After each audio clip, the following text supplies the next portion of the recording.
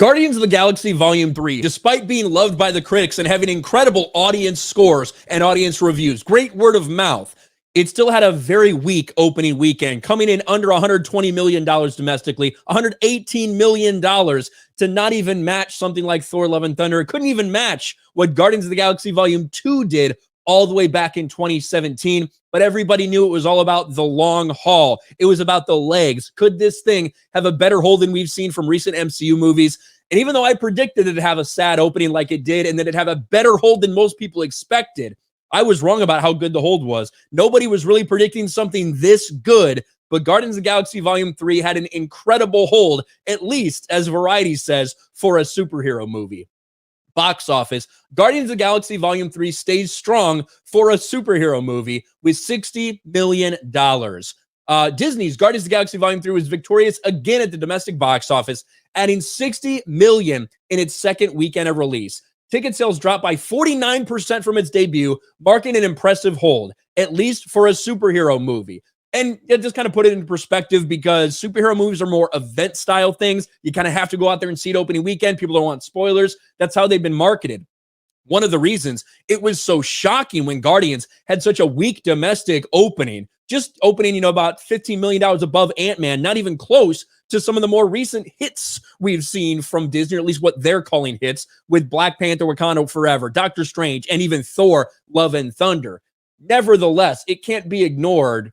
That is a great hold. When you look at Guardians of the Galaxy Volume 3, now, well, this is the international numbers. We'll get to those in a second. But you can see a 49% drop. A very strong Saturday, very strong Sunday for Guardians of the Galaxy Volume 3. But at the end of the day, it's still really all about how well will this continue to make money, because now next weekend you have Fast and Furious 10 coming out. Domestically, doesn't look like that much of a threat, but internationally could certainly do very big numbers. And then Little Mermaid comes out right after that. So Guardian still has a significant amount of money to make before it makes a profit. But right now, they're sitting in a much better spot than they were last week. If you remember, when we talked about the box office last week, despite all the noise, despite all the headlines, Guardians of the Galaxy was still making less money in its opening weekend globally than Thor Love and Thunder did.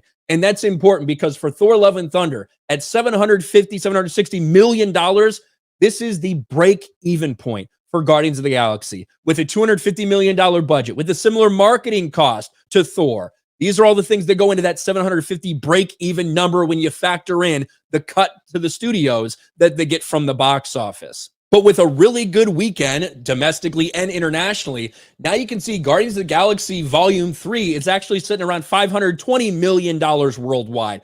That number is important, because now it is tracking ahead of Thor Love and Thunder globally, because after its second weekend, despite having more domestically, it was only at $500 million worldwide. The biggest reason for this is China. No doubt about it. When you look at Guardians of the Galaxy Volume 3, it's made $45 million in China. Thor Love and Thunder didn't even have a Chinese release. So if we didn't have this number, it wouldn't be sitting so pretty. And it kind of does give it a false sense of security or positivity, because as we've talked about so many times, Disney gets such a smaller chunk of the Chinese box office than they get from anything else. To put it in perspective, domestically, they get about 55% of the money that's sold in domestic theaters. The rest go to the theaters. For China, it's a much smaller part of the pie. They only get about 20 to 25% of that revenue from China. So to put this in perspective, if they were to make $100 million in China over the course of its entire release, Disney would only see $25 million of that. So that's probably going to be something to consider for Guardians of the Galaxy Volume 3. Right now, even with a solid hold, its second weekend was still less overall than the second Guardians movie. Second Guardians movie, if you look at that second weekend at the box office, you can see $65 million to Guardians with $60 million. Better hold, certainly, but it didn't have as high of a starting point to begin with. Overall, the reason this is happening is because this is a good movie, because it had such positive word of mouth.